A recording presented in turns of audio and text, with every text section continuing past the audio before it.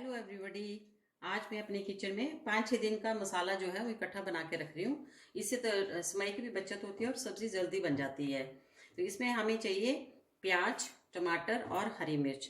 मैं अदरक और लहसुन इसमें नहीं डाल रही हूँ क्योंकि कई बार गेस्ट ऐसे आते हैं जिनको लहसुन नहीं खाना होता है, तो उसके लिए मैं प्याज और लहसुन की अलग से ग्रेवी बनाऊंगी। तो इससे ये लहसुन प्याज और जो है टमाटर है, इनको मैं ग्राइंड नहीं करूंगी, इनको मैं कद्दूकस करूंगी। मुझे खड़ा खड़ा मसाला चाहिए, बहुत ज़्यादा ग्रेवी वाला जो है पतला मसाला नहीं चाहिए। इनको मैं सबको जो है अभी कद्दूकस करने वाली हूँ। धो लिया है मैंने इनको, अब मैं इनको कद्दूकस करने वाली हूँ। प्याज मैंने कद्दूकस कर लिया है, टमाटर कर लिए हैं और थोड़ी सी मैंने हरी मिर्च ली है, 3-4 तेज पत्ता। अभी मैं सिर्फ इतना ही लूँगी, बाकी मसाले बाद में डालूंगी।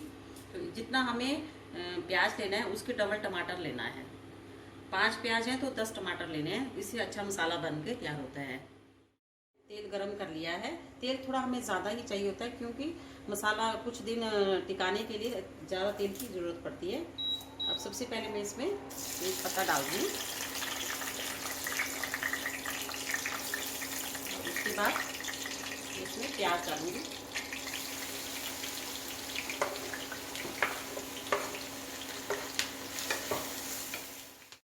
हमारा प्याज लगभग आधा भून चुका है।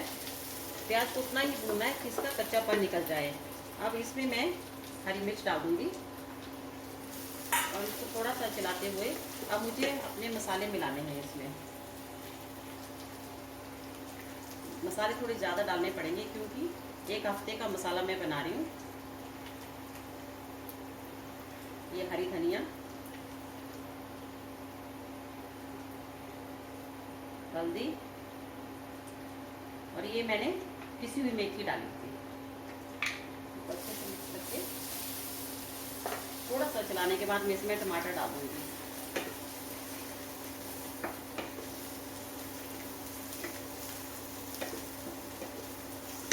अब मुझे इसमें टमाटर डालना है।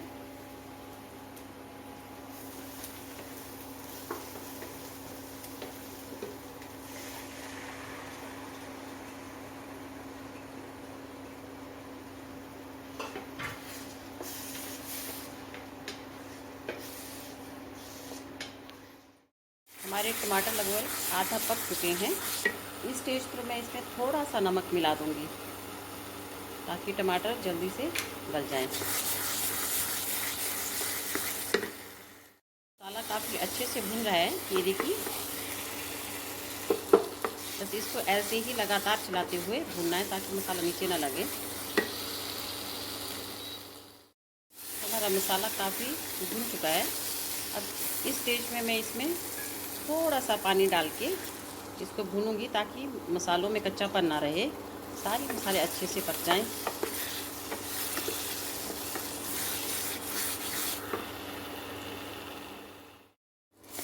हमारा मसाला भून चुका है। इसी कढ़ाई में मसाले ने भी तेल छोड़ना शुरू कर दिया है। अब इस स्टेज पे मैं इसमें 1 चम्मच गरम मसाला डालूंगी और थोड़ी सी कश्मीरी लाल मिर्च कलर के लिए। मेरे पास ज़्यादा नहीं है, ख़त्म हो गई है, तो थोड़ी सी थी, इसलिए मैं थोड़ी सी डाल रही हूँ और थोड़ी सी मैं दूसरी लाल मिर्च डाल रही हूँ। अब इसको मैं कम से कम 2 मिनट के लिए भूनूंगी, ज़्यादा नहीं भूनूंगी, ताकि ये मसाले में अच्छे से मिक्स हो जाए।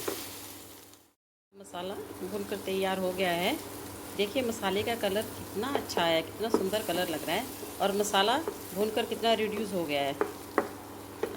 अब गैस जो है मैं बंद कर देती हूँ और मसाले को ठंडा होने के बाद किसी भी कंटेनर में, टाइट कंटेनर में मैं डालूँगी इसको। मैं मसाले को इस कंटेनर में शिफ्ट कर रही हूँ।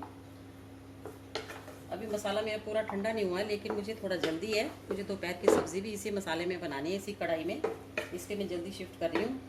ये देखिए मैंने दोपहर के लिए सब्ज़ी काट के रखी हुई है। मिक्स वेज ये सब्ज़ी जो है मैं इसी मसाले में बनाने वाली हूँ। अब मैं इसी कढ़ाई में थोड़ा सा मसाला मैंने छोड़ दिया था, उसमें सब्ज़ी बना रही हूँ मैं लंच के लिए। अब मैं इसमें सब्ज़ी के अनुसार थोड़ी सी हल्दी और डालूँगी, थोड़ा सा मेथी पाउडर, ज़्यादा नहीं, थोड़ी सी हल्दी।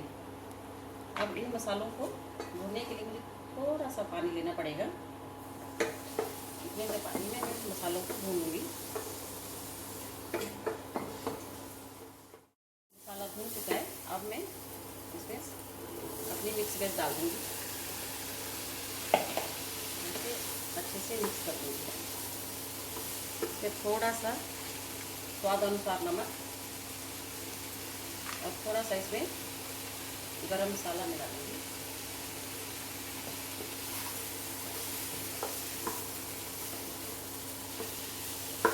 सब्जी सूखी है इसलिए मुझे थोड़ा सा पानी डाल के मसाले मिक्स करने होंगे, ताकि सारे मसाले जो है वो सब्जी में अच्छे से मिक्स हो जाएं।